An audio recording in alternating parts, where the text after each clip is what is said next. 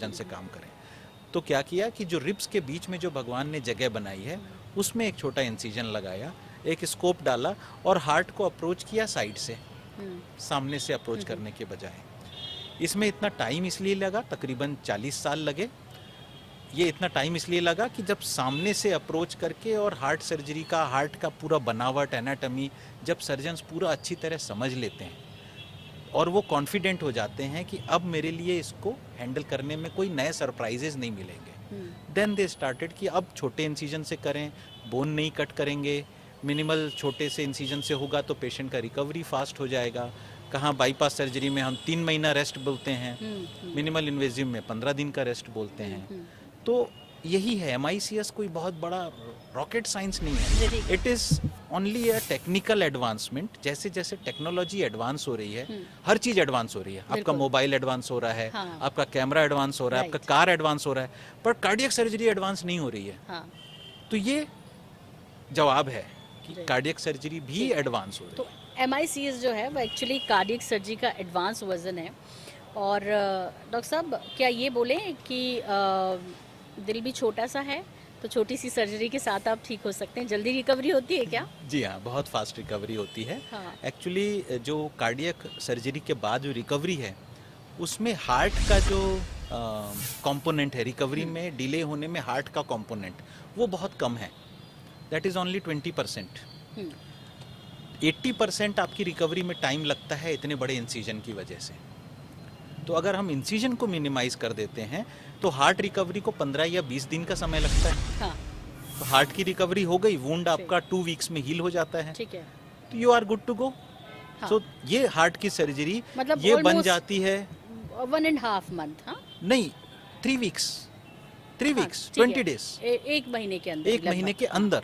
और ये रिकवरी ऐसी नहीं है कि एक महीने के अंदर आप धीरे धीरे टहल के गार्डन में जा रहे हैं। एक महीने के अंदर मतलब 21 डेज में I allow my patients to go and drive the 2 wheeler, to go to their shop, to drive their vehicle, और अगर खेती बाड़ी का काम है तो खेती में जाके भी काम करिए। ठीक है, तो एक हार्ट सर्जरी जिसके वजह से आप बहुत डरते थे, अब ये उतनी ही बड़ी हो गई जितनी एक छोटी सिजेरियन सेक्शन की सर्जरी होती है। आप ऑपरेशन होके डिलीवरी में सिजेरियन सेक्शन होता है, ऑपरेशन के बाद 5 दिन आप 4 दिन हॉस्पिटल में रहती हैं, घर आती हैं, 1 वीक आराम करती हैं और उसके बाद अपना काम करना शुरू कर देती हैं। ठीक, ये दिल की बीमारियां डॉक्टर साहब बढ़ क्यों रही है? दिक्कत कहाँ है, क्यों बढ़ रही है आपके हिसाब से? दिल की बीमारियां बढ़ रही हैं, ये थोड़ा सा स्टेटमेंट स्क्यूड है। सारी बीमारियां बढ़ रही हैं। लोगों को कैंसर जल्दी भी बढ़ रहा लगती है, है, दिल की बीमारियां ब्रेन की जल्दी बीमारियां बढ़ रही हैं, हार्ट की बीमारियां बढ़ रही हैं, अनहेल्दी लाइफ स्टाइल, बहुत ज़्यादा एंग्जाइटी एंड टेंशन, दूसरे से आगे बढ़ने की भूख, पॉल्यूशन, एडल्ट्रेशन, खराब फूड हैबिट्स, ये सारी चीज़ें अफेक्ट तो करेंगी। ये सारी बीमारियों की जड़ है दरअसल। जी। दिल नाजुक होता है, थोड़ा कमज़ोर होता है, रिश्तों से लेके अनहेल्दी जो लाइफ स्टाइल है वो सब इसके लिए जिम्मेदार हैं। इसको ठीक रखना बेहद ज़रूरी है। इधर होता है सर, इधर होता है, हाँ? लेफ्ट साइड होता है, लेफ्ट साइड होता है, ओके, लेफ्ट साइड होता है, ये सबको पता है, लेकिन इसे खुश कैसे रखें ये पता नहीं है। इसलिए डॉक्टर निशांत चंदेल लगातार हमारे साथ हैं। डॉक्टर निशांत, ऐसा भी है क्या महिलाएं ज़्यादा दिल पे लेती हैं, ज़्यादा सोचती हैं? तो क्या इस तरह के मामले हार्ट अटैक की महिलाओं में ज़्यादा हैं या क्यों हैं, या उसके लक्षण अलग हैं, या वो किस तरह से अलग हैं? महिलाएं ज़्यादा सोचती हैं, इसीलिए भगवान भी उनके लिए ज़्यादा सोचते हैं। तो लेडीज़ में, महिलाओं में हार्ट की बीमारियां रिलेटिवली मेल्स की तुलना में कम देखने मिलती है।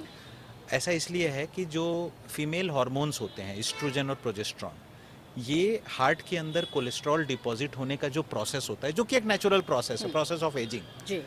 तो कोलेस्ट्रॉल डिपॉजिट होना ही है, दुनिया के हर इंसान में होना है, बट जो टेस्टोस्टेरॉन, जो मेल हार्मोन्स होते हैं, दे प्रमोट इट, उसकी वजह से कोलेस्ट्रॉल तेजी से जमता है। और जो फीमेल हार्मोन्स होते हैं वो डिपोजिशन को रोकते हैं। तो फीमेल्स में हार्ट की डिजीजेस ज़्यादातर हमको पोस्ट मेनोपॉज देखने मिलती हैं। अच्छा, जब उनका मेंस्ट्रुएशन साइकिल बंद हो जाता है तो फीमेल्स में आप बहुत रेयरली सुनेंगे कि किसी 30 साल की लड़की को हार्ट अटैक आ गया, बट मेल्स में आपको सुनने मिलता है। दूसरा बड़ा रीज़न ये भी है मेल्स में ज़्यादा होने का, बिकॉज एडिक्शन ज़्यादा है मेल्स में अभी भी। हालांकि लेडीज़ में बहुत तेज़ी से एडिक्शन बढ़ रहा है, खास करके मेट्रोज़ में, बट इवन देन मेल्स में एडिक्शन ज़्यादा है। और जो सिम्टम्स का आपने बात किया, फीमेल्स में ज़्यादातर जो क्लासिकल सिम्टम्स जो हम ज़्यादा एडवर्टाइज करते हैं या लोग ज़्यादा सोशल मीडिया पे देखते हैं कि आपको चेस्ट में बहुत पेन होगा और पसीना आएगा, मेल्स के ये टिपिकल सिम्टम्स हैं। फीमेल में जो सिम्टम्स हैं वो थोड़ा सा माइल्डर फॉर्म में होते हैं। इसमें चेस्ट पेन कम होता है, चेस्ट हैवीनेस, डिस्कम्फर्ट ज़्यादा बोलती हैं लेडीज़। उनको ब्रीदिंग डिफ़िकल्टी ज़्यादा प्रेजेंटिंग कंप्लेंट होती है कि मेरी सांस भरती है और मैं जल्दी थक जाती हूँ। और इसको इस एज में, मिडिल एज में लेडीज़ इसको ऐसा भी देखती हैं कि हो सकता है मैं आजकल थोड़ा कमज़ोर हो गई हूँ और मेरे शरीर में कैल्शियम कम है और थायराइड की मुझे प्रॉब्लम है, इस वजह से मैं थक रही हूँ। तो बहुत बार इसलिए फीमेल्स में डिजीजेस थोड़ा लेटर स्टेज में हमारे पास आती हैं, बिगड़ के आती हैं, बिकॉज सिम्टम्स उतने एग्रेसिव नहीं होते, तो उसको इग्नोर करती हैं लेडीज़।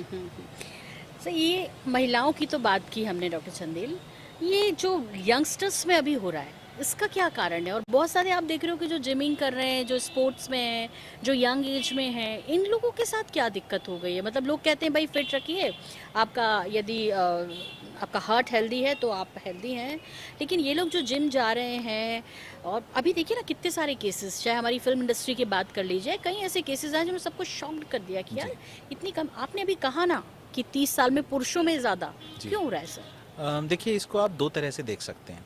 पहला ये कि जो जिम गोवर्स हैं वो लोग पूरा अपना फोकस अपने मसल हेल्थ पे लगाते हैं, जनरल हेल्थ पे नहीं लगाते। मतलब सुबह 11 बजे सो के उठेंगे, उसके बाद जिम जाएंगे, उसके बाद 2 डाइट स्किप करेंगे और प्रोटीन शेक लेंगे, हाई क्रिएटिनिन वाले प्रोटीन शेक लेंगे, और इसके बाद लेट नाइट पार्टीज करेंगे, बिकॉज फिजिक अच्छी है तो उनका फोकस जो है वो ज़्यादा फ्लैम्बॉयंट लाइफ की तरफ रहता है। तो लेट नाइट पार्टीज, मतलब क्या हुआ, आपकी बॉडी में मसल्स बहुत अच्छे हैं, आप बहुत खूबसूरत दिख रहे हैं, लेकिन आपकी इनर हेल्थ खराब है, आपका स्लीप साइकिल डिस्टर्ब है, आपका डाइट पैटर्न डिस्टर्ब है, आपका एडिक्शन की वजह से सारा सिस्टम खराब हो रखा है।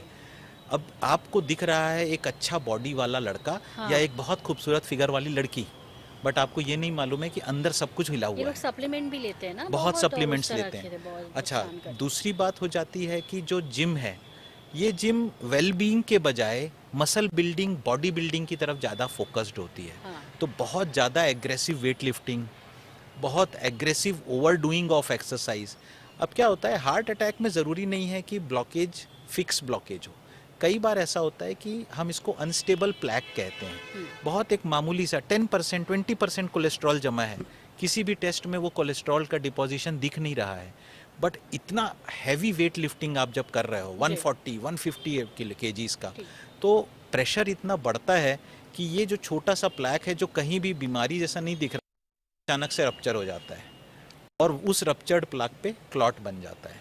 ठीक है। तो आपने कभी सुना होगा कि कोई पेशेंट या कभी कोई बताएगा कि हम 1 हफ्ता पहले हेल्थ चेकअप में गए थे, हमारा TMT नॉर्मल था, डॉक्टर ने बोला कोई प्रॉब्लम नहीं है और आज हमको हार्ट अटैक आ गया, डॉक्टर पकड़ ही नहीं पाए। ये होते हैं अनस्टेबल प्लैक, ठीक है, जो कि नैरोइंग परमानेंट नहीं कर रहे हैं, बट किसी एक मोमेंट पे सडनली रप्चर हो गए, और वो ज़्यादातर एक्सर्शन इंड्यूस्ड होता है। डॉक्टर साहब, CTVS और जो कार्डियक सर्जरीज हैं, हार्ट से जुड़ी जितनी भी सर्जरीज हैं, कुछ नया एडवांस अभी आने वाला है, कोई तकनीक? देखिए, जो MICS है वो पिछले, मैं कहूँगा कि 8 सालों से मैं प्रैक्टिस कर रहा हूँ, और तकरीबन 10-12 साल से ही MICS का प्रैक्टिस चालू हुआ है। टू प्रेजेंट डेट, आज की तारीख में जब हम बात कर रहे हैं, अप्रॉक्सीमेटली 8% सर्जन ही ऐसे हैं हिंदुस्तान में जो आज MICS सर्जरी करते हैं। 92% सर्जन्स आज भी ओल्ड टेक्निक से काम करते हैं। वो क्योंकि सक्सेसफुल है ओल्ड टेक्निक, इसलिए न्यूअर टेक्निक्स की तरफ शिफ्टिंग थोड़ा सा ये कहूँगा कि थोड़ा उसमें रेजिस्टेंस है। तो जो यंगर जनरेशन आएगी वो तेज़ी से मिनिमल इन्वेजिव की तरफ जाएगी। तो MICS अपने आप में एक न्यू है, और अब इसके ऊपर जो नेक्स्ट एडवांसमेंट आ रहा है उसे रोबोटिक कहते हैं, मतलब रोबोट की हेल्प से हार्ट की सर्जरी करना। रोबोटिक और MICS में फ़र्क सिर्फ 5% या 10% का है, क्योंकि MICS भी छोटे इंसिजन से है, रोबोटिक भी छोटे इंसिजन से है। रोबोटिक में जो बेनिफिट है वो ये है कि इसमें जो विजुअलाइजेशन है हार्ट के अंदर का, जो हम MICS करते हैं, हम छोटे इंसिजन से डायरेक्ट विजन में देखते हैं, लूप्स पहन के, मैग्नीफाइंग ग्लास पहन के। और रोबोटिक में ये सारी चीज़ रोबोट के थ्रू आप कंसोल में बैठ के और कैमरा के थ्रू देखते हैं, तो इसमें मैग्निफिकेशन और एम्प्लीफिकेशन ज़्यादा होता है, तो सर्जन का जो एक्सर्शन है वो कम हो जाता है। हाँ। तो जब सर्जन की फटीग कम होगी तो उसका क्वालिटी ऑफ वर्क इम्प्रूव होगा। ठीक है। सेंट्रल इंडिया में छत्तीसगढ़ सबसे अच्छा बने सेंट्रल इंडिया का, जहाँ जो ये सर्जरीज़ हैं वो हों, लोग उसका लाभ उठाएं, और ख़ास तौर पे Shri Venkatesh super multi speciality hospital. क्या विज़न है सर इसको लेकर आपका? देखिए, ये जो हॉस्पिटल है वेंकटेश हमारा, इसमें जो हम लोगों ने इसमें जो फोकस किया है, that is for dedicated, mostly it is a multi speciality hospital, because आजकल सारी डिजीजेस मल्टी मॉडल होती हैं। डायबिटीज़ की वजह से हार्ट अटैक भी आएगा, आपकी किडनी भी खराब होगी, आपको स्ट्रोक भी हो सकता है, तो एक जगह पे सारा इलाज होना ज़रूरी है। बट हमारा जो मेन फोकस है that is heart and lung. So you can call it a heart and lung speciality centre. और इसी कॉन्सेप्ट, इसी इसके साथ में, ध्येय के साथ में हम लोगों ने यह हॉस्पिटल बनाया है कि हार्ट एंड लंग की जो भी डिजीजेज हैं उसका सारा इलाज हम यहाँ कर सकते हैं। जो नेक्स्ट हमारा प्लान है इसी दिशा में, जैसे MICS और ये सारा तो सर्जरीज ठीक है, ये तो प्रोसेस है। हमारा मेन फोकस अब धीरे से शिफ्ट हो रहा है towards heart and lung transplant. हम बहुत सीरियसली इस पे काम कर रहे हैं। सबसे बड़ा हिंड्रेंस हमारे प्रदेश में ये है कि ऑर्गन डोनेशन की जो टेंडेंसी है वो बहुत ही बैक सीट पे है। लोग अपने डाइंग रिलेटिव्स का ऑर्गन डोनेट नहीं करना चाहते हैं, और हार्ट लंग ट्रांसप्लांट का बेसलाइन ही है कि अगर कोई हार्ट डोनेट करेगा तभी तो किसी को लगेगा। तो हमारे लिए जो एक्सपर्टाइज है, जो सेटअप है, हम ट्रांसप्लांट करने के लिए रेडी हैं, बट ऑर्गन मिलना हमारे लिए एक बड़ा चैलेंज होता है। तो आप लोगों के माध्यम से, जैसे हम अभी बैठे हैं बात कर रहे हैं, या मीडिया हो गया, या तो हमारा चाहत यह है कि लोग समझें कि अगर कोई इंसान जा रहा है हमें छोड़ के, अगर उसके किसी अंग से किसी दूसरे इंसान को जीवन मिले, और आपको उसे मिट्टी में क्यों मिलाना है, और आप जलाना क्यों है? आप उसे जला रहे हो या मिट्टी में दबा? अरे आप जीते जी काम आए हैं, और नहीं भी आए हैं तो मरने के बाद काम आए। इसी पे सर एक सवाल मुझे लगता है, बहुत इच्छा है अंग दान करने की कई लोगों की, हमारी भी है, आपसे पूछना है क्या प्रोसेस है उसकी? देखिए, इसके लिए क्या होता है कि एक ऑर्गन डोनेशन कमेटी होती है, जिसको स्टेट में सोटो कहते हैं एंड नेशनल लेवल पे नोटो कहते हैं। तो जैसे सोटो और नोटो। तो क्या होता है कि जो लोग ऑर्गन प्लेज करना चाहते हैं, जैसे आईज प्लेज करते हैं, आप देखेंगे एक समय में आई डोनेशन का बहुत मूवमेंट चला था। तो ऐसे ही जो लोग अपने ऑर्गन डोनेट करना चाहते हैं, अगर वो लोग पहले से प्लेज करें तो उनके फैमिली मेंबर्स के लिए ये आसान हो जाता है उस समय जब पर्सन कोमा में है, जब पर्सन कोमा में है। तो अब सबसे बड़ा प्रॉब्लम ये होता है कि एक बेटे को ये समझ में आ रहा है कि मैं अपने फादर का ऑर्गन डोनेट कर सकता हूँ, या एक फादर को समझ में आ रहा है जिसके बेटे का एक्सीडेंट हो गया है कि मेरा बेटा तो अब जा रहा है पर मैं ऑर्गन डोनेट कर सकता हूँ। बट वहाँ पे इमोशनल एंड सोशल प्रेशर आ जाता है कि कैसे करूँ, मैं ऊपर जाके क्या जवाब दूंगा। तो अगर किसी ने ऑर्गन प्लेज कर रखा है तो ये उसकी अंतिम इच्छा बन जाती है कि वो चाहता था कि जब मैं ना रहूं तो मैं अपने अंग किसी को दे दूं। सेम प्रोसेस बॉडी डोनेट के लिए भी जी है। हाँ। कोई स्वस्थ है लेकिन वो चाहता है कि वो अपनी बॉडी देहदान करे। जी। तो यही प्रोसेस तो ये ऐसे ही विल में करते हैं। मेरे पास कई ऐसे मेरे पेशेंट्स हैं जिन लोगों ने मुझे फ़ोन किया कि सर हमारे पिताजी नहीं रहे और वो चाहते थे कि स्टूडेंट्स की पढ़ाई के लिए मेरा शरीर डोनेट किया जाए। यस। तो उसके लिए मेडिकल कॉलेज में हम इन्फॉर्म करते हैं और वो लोग करते हैं। मेडिकल कॉलेज मतलब यहाँ छत्तीसगढ़ में करना है तो? छत्तीसगढ़ में जी, मेडिकल कॉलेज में हम लोग इन्फॉर्म करते हैं। अच्छा। और वहाँ पे ऑर्गन मतलब बॉडी डोनेशन का पूरा प्रोसेस होता है। जी, जी, और वो लोग उसके थ्रू पूरा लीगल एक्शन के थ्रू और लीगल प्रोसेस। बहुत समय तो नहीं लगता? ना, इसमें बहुत फास्ट होता है। सर अब जल्दी सवालों का जवाब देते हैं। समय की जो रफ्तारें बढ़ रही है, MICS किन लोगों के लिए फायदेमंद है? MICS सबके लिए है। जो यंग है उनके लिए इसलिए कि वो जल्दी सर्जरी करके जल्दी अपने काम पे चले जाएं। छोटा इंसिजन लगेगा तो बॉडी कॉन्टूर ख़राब नहीं होता है। मिडिल एज के लिए इसलिए बिकॉज उनको डायबिटीज़ हो गई है या मल्टीपल प्रॉब्लम्स हैं, डिजीजेस हैं, तो इन्फेक्शन का चांस कम होगा अगर छोटा इंसिजन लगेगा। ओल्ड एज के लिए इसलिए क्योंकि उनकी बोन से कैल्शियम गल चुका है, अगर मैं बोन काटूंगा तो बोन यूनाइट ही नहीं होगी।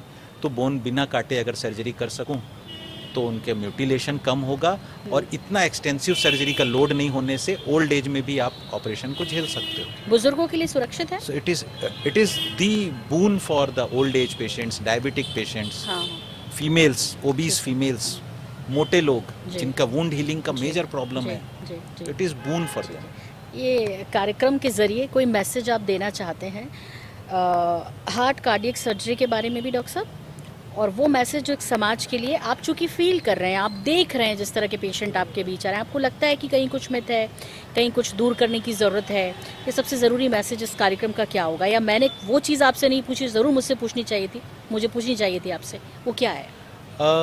देखिए, जो आपको सबसे इम्पॉर्टेंट मैसेज है वो ये है कि समझो आपको हार्ट की बीमारी है और किसी ने आपको बताया कि आपका इलाज ऑपरेशन से है। जी। ये बात ठीक है कि ऑपरेशन में आपको दर्द होगा, कष्ट होगा, कॉम्प्लिकेशन होने के चांसेस हैं, डेथ होने के भी चांसेस हैं, पर ये बीमारी से कई गुना कम है। तो बहुत सारे ऐसे पेशेंट्स हैं जिनको की सर्जरी एडवाइस की जाती है, इन टाइम की जाती है, बट वो लोग इस डर से कि कहीं ऑपरेशन के बाद मेरी जान चली गई तो मेरे बच्चों का क्या होगा, मेरी वाइफ का क्या होगा, दवाई में कुछ साल चला लेता हूँ, 5 साल चला लेता हूँ, और उसके 5 साल बाद जब आप ऑपरेशन कराने आते हैं उस समय तक हार्ट इतना ख़राब हो गया होता है कि आप ऑपरेशन कराते हैं और आप मर जाते हैं। तो आपको लगता है मैंने सही डिसीजन लिया था, 5 साल पहले नहीं कराया। और यही सबसे बड़ा मिथ है, आप जितना लेट करके सर्जरी कराने आते हैं आपका हार्ट उतना ख़राब हो जाता है, आपके रिजल्ट उतने ख़राब होते हैं। ठीक है। तो द मोमेंट आपको डॉक्टर ने बताया कि सर्जरी लगेगी, दिल पक्का करिए और करवा लीजिए सर्जरी। ठीक है।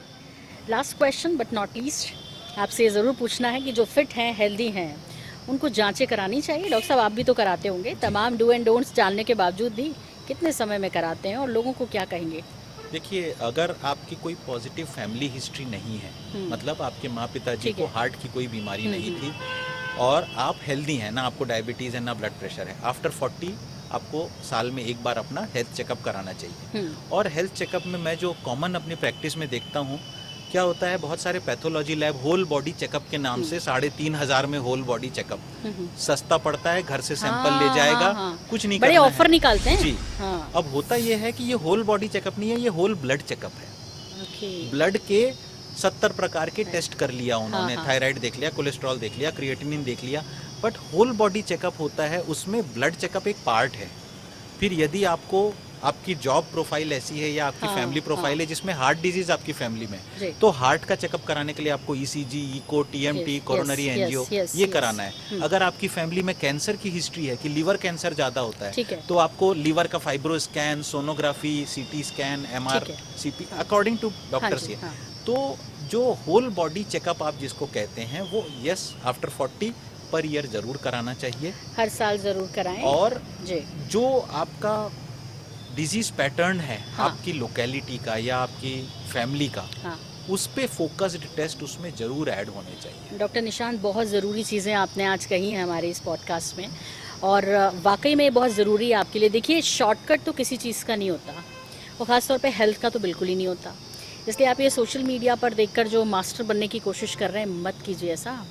जो भी करना है, डॉक्टर्स आपके साथ हैं, एक्सपर्ट आपके साथ हैं, लंबा अनुभव उनके साथ हैं, इनके पास जाइए और अपने जीवन को सुखद बनाइए, सुंदर बनाइए, अपनी फैमिली के लिए, अपने लिए। बहुत शुक्रिया डॉक्टर निशांत, बहुत धन्यवाद, इतना समय आपने निकाला। Thank you. मुझे भी दीजिए इजाज़त, नमस्कार।